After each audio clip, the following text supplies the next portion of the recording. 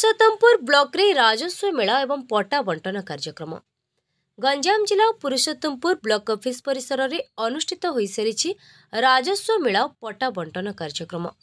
अतिरिक्त जिलापाल देवव्रत साहू अध्यक्षता वीडियो तहसीलदार आसेका सांसद कविसूर्यनगर और खलिकोट विधायिका उपस्थित 11टी सर्किल 100टी क्रमर 851 जन हिताधिकारी ग्राम कंटक परंपक जमीपट्टा बंटन कर हिताधिकारी मैंने खुशी व्यक्त हुई मुख्यमंत्री नवीन पट्टनायक को धन्यवाद अर्पण करथिले। आज जो राजस्व मेला रे ग्राम कंटक पट्टा बंटन हैला आमर मुख्यमंत्री निर्देश रे तहसीलदार बीडीओ कलेक्टर बाबू समस्त थाईगिरी एमएलए झियो समस्त आम थाईगिरी मोर मीडिया बंधु पुओ माने समस्त थाईगिरी पट्टा बंटन बहुत खुशी रे हैला। आग बहुत असुविधा होतिला पट्टा पाउ नथुले एबे हमर मुख्यमंत्री निर्देश रे जो सब पाख को आसी पट्टा पहुंचला सब क्षेत्र रे सहयोग सुविधा माँ माने भाई माने पाइले। अनेक थर बैंक की कोठी गले पट्टा पाउ नथुले एबे हमर मुख्यमंत्री निजे पाख को आनी पहुंचाइले तांको बहुत बहुत मोर धन्यवाद।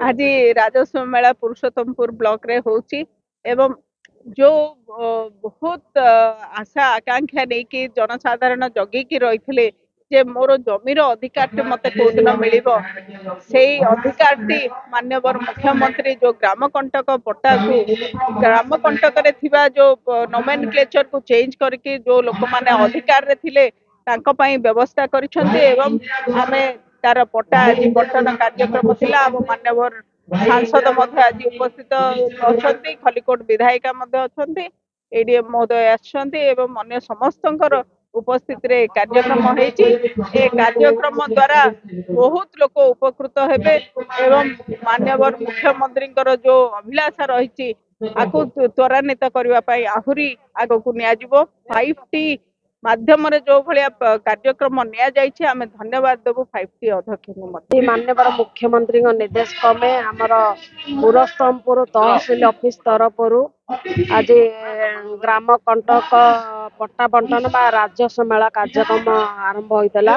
एठारे उपस्थित थे आमर आस्था एमपी महोदय उपस्थित अच्छा कविसूर्यनगर विधायिका लतिका मैडम अच्छा सब आर्सेनाल सब कलेक्टर अच्छा एक्जिक्यूटिव ऑफिसर अच्छा बीडीओ अच्छा पुरुषोत्तमपुर ता सहित आमर तहसील मैडम भी अच्छा टीम अच्छा एक्जिक्यूटिव ऑफिसर अच्छा समस्त जनसाधारण रही कार्यक्रम आरंभ होता। लोक मैंने बहुत भी खुशी अच्छा मो प्रथम माननीय मुख्यमंत्री को धन्यवाद देवी ता सहित 5T अध्यक्ष को धन्यवाद देवी।